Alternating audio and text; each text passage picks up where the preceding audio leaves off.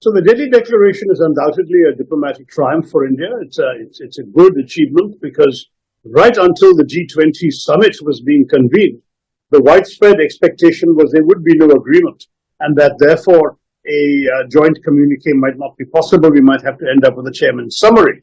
The reason for that in particular, the main reason was the big gulf between those who wanted a condemnation of the Russian war in Ukraine and those like Russia and China who wanted no mention whatsoever of that subject. India was able to find a formula to bridge that gap, and that is a significant diplomatic achievement because when there is a summit without a joint communique, it is always seen as a setback for the chairman. Here, the chairman has pulled off a diplomatic triumph. That is the positive thing. But the overall presidency has been different from previous presidencies, and there are both good and bad elements in it. With the G20 summit itself, we saw two very disappointing developments. One was the complete exclusion of the public interest from the summit. You found, for example, the shutdown of Delhi for 3 days with great difficulties caused to daily wage workers and others who had no income for those days. The attempt to hide poverty rather than to deal with the poor and assist them during this difficult time. This was really disappointing. The second negative in terms of the summit itself was the complete failure to accommodate the opposition.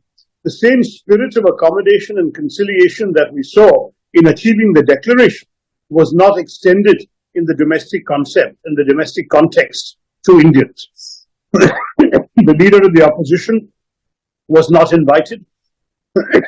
The opposition members of parliament were not invited, not even the members of the relevant parliamentary committees dealing with foreign affairs.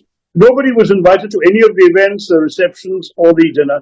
And the result is that a democracy, a country that called itself the mother of democracy, was showcasing an event from which the democratic opposition was excluded. I thought that was very unfortunate. So that's on the summit itself.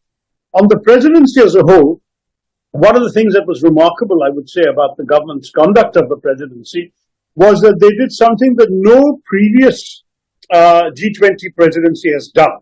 They actually made it a huge nationwide event, 200 meetings in 58 cities, a huge amount of action and the conversion of the G20 into a sort of people's G20 with public events, the Hornbill Festival, the University Connect program, the civil society and think tank meetings. All of these things were unprecedented. No other country has done anything like that.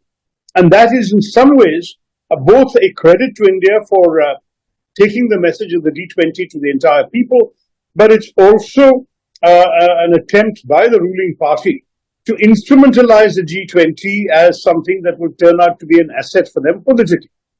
Now, they have every right to do that. They're the ruling party.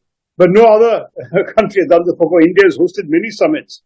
Never has the ruling party celebrated its leadership in such a way. The whole Vishwaguru concept, the posters of Mr. Modi every 50 meters in Delhi over the weekend, all of these are advertising the G20 as if it is a personal achievement of Mr. Modi and the BJP government.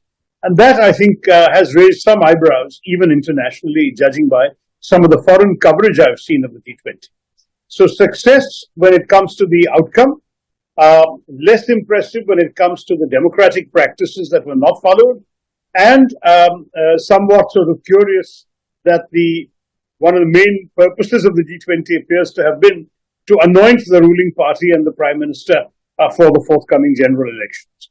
That would be my overall assessment.